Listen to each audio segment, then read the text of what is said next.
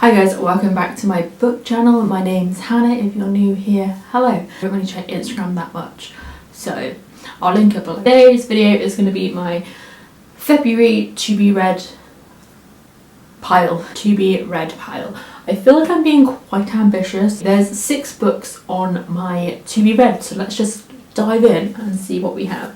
So the first book on my list is this book. It's called It Had to Be You by Hanreadsbooks.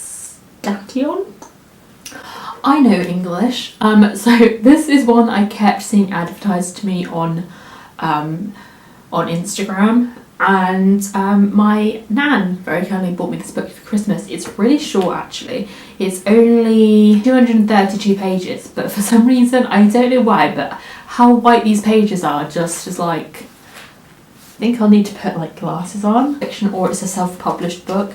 Anyway, this is called It Had to Be You, so and the cover's beautiful. It's got hearts and stars on it. It says on the back, we'll just read the blurbs because why not? It says 25-year-old B is hopeless romantic with a hopeless love life. She's been single ever since her awful ex broke her heart. The only thing she gets up to in bed is watching rom-coms on her laptop. When B meets Dan, who is basically the man of her dreams, she knows she can't let him get away. They might not have fireworks, but not everyone can be fighting loudly, making up every night like B's housemates. But B can't shift her feeling that something just isn't right. As time goes on, Dan seems less like Mr. Right and more like Mr. Couldn't Be More Wrong. Will B ever be brave enough to change her dreams and dare to ask for more? It's just a romance of Giovanna Fletcher to read because generally, but yeah, it's a rom-com. I'm a sucker for a rom-com, to be fair. I think they just take my mind off reading thrillers. Anyway, moving on. The second book I'm going to attempt to read in February is Rebecca by Daphne D. Murray.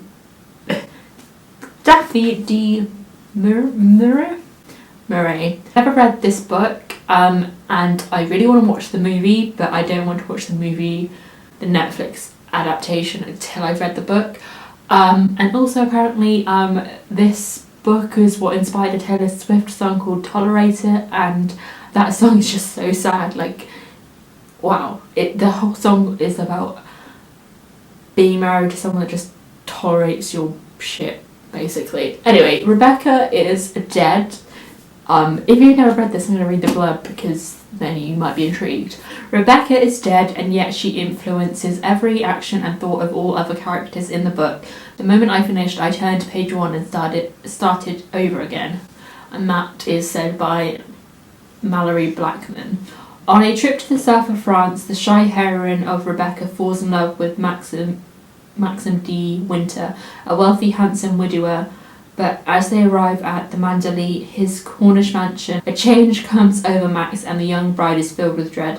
Friendless in the isolated house, she realises that she barely knows the man she has married, and in every corner of the room is the phantom of his beautiful first wife, Rebecca. Ooh, I'm excited to read this one. I have to say, I literally didn't even know what this was about, but I bought it because of that reason and the fact that Taylor Swift wrote a song about it. So this is definitely one to read in February. Third book I have on my list of books to read is Agatha Christie's Murder on the Orient Express. Obviously a classic, we all know that. And this is the last book in the box of 4 that my boyfriend gifted me for my birthday last year. So this is the last one on my list. And then again, I will be able to watch the TV shows, movies of Murder on the Orient Express, because they have some of my favourite actors in the movies of the Murder on the Orient Express. Again, self-explanatory, a murder happens upon a train. What is locked from the inside, isolated by the storm with a killer mist, Detective Pyro must identify prime suspects for awful and impatient array of foreign passengers before the murderer decides to strike again. By the way, if this, just because I'm watching the show at the moment, is called Snowpiercer on Netflix. So me and my boyfriend started watching it yesterday, and basically this book just reminded me of it because it takes place on a train in and like the Earth is abolished. Highly recommend it if you are into like sci-fi and dystopian things. I didn't think I would enjoy it, but we are going to finish watching the first series today, and then the second series they're doing, well, they just release one episode a week, which is good because then you don't binge it all. So anyway, highly excited to read this one. Again, it's a short read, so I've read, yay. The fourth book, I know how to count, the fourth book on my list is this book, and I've had this book for like 7 months and I just haven't read it for some reason. This book it's been in the back of my mind and I just need to read it. It's all over Bookstagram and I have no idea what it is about. So this book is called The Chain, and it sounds really creepy in my opinion. It sounds probably I think it might be one of the most disturbing thrillers that I am going to read. So it says, the blurb says, your phone rings, a stranger has kidnapped your child. To free them, you must abduct someone else's child. Your child will be released when your victim's parents kidnap another child. If any of these things don't happen, your child will be killed. Victim, survivor, abductor, criminal, you will become each one. You are now part of the train. Why can't I talk? You are now part of the chain. This sounds relatively disturbing. I'm kind of scared to read this, but again, it's had really good reviews and it's always on my Bookstagram, so I am going to read this one. Let me know if you've read it. Did you enjoy it? Did you not finish it because it kept you up at night? Let me know. Fifth book we have is A Good Girl's Guide to Murder. Again, I've had this one on my shelf for quite a while and I just haven't read it. But I've seen loads of people talk about it and saying that even for a YA book, they love it and they're my age, like 27. This one is A Good Girl's Guide to Murder by Holly Jackson. This is closed 5 years ago. Schoolgirl Andy Bell was murdered by Sel Singh. The police know who did it. Everyone in town knows who did it. But having grown up in the small town that was consumed by the murder, Pippa isn't so sure.